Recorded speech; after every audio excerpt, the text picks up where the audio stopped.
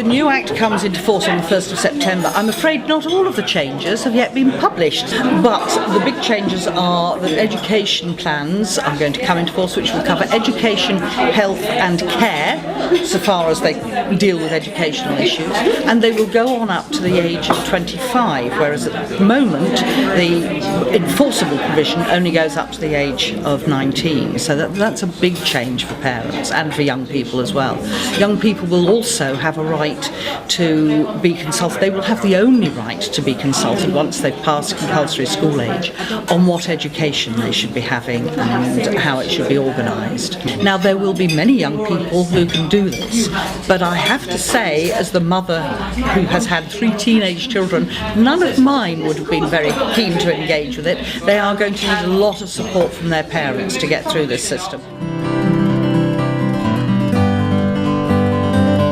The basic position is that if you have a statement, that will continue until there is a transition review and it gets turned into an educational and healthcare plan. But that will require local authorities actually to look at the health and care needs as well. So it isn't just a question of all statements suddenly becoming education and healthcare plans. The proposal is that all of the statements will be transferred into the educational and healthcare plans by April 2018. But for the next 3.5 years, we're going to be running the 2 systems alongside each other.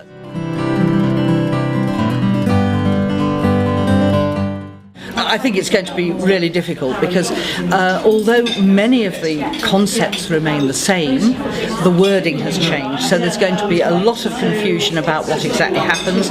Some local authorities are already saying we don't think we're going to need to be issuing education and healthcare plans because we're going to deal with this by making offers locally to parents. The other big problem is going to be that they're going to have to take the health and the care issues into account. For example, if you've got a child with autism, it's quite possible you may need some respite care, some care during the holidays, and some support, so that's going to involve social care. That child will also probably need some speech and language therapy and highly likely to need some occupational therapy. Now, those are health issues.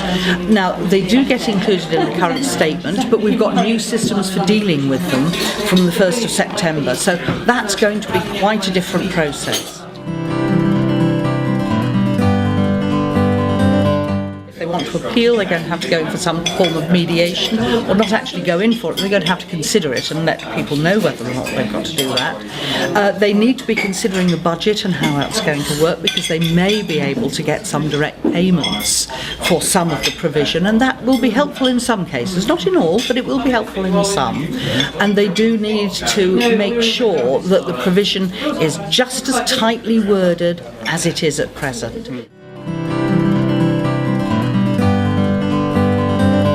The changes do not affect university education, only further education. But for many of them, they will be going on to do A-levels into a further education college, or they may be going on further to various colleges if they have significant special needs, and they are going to need support.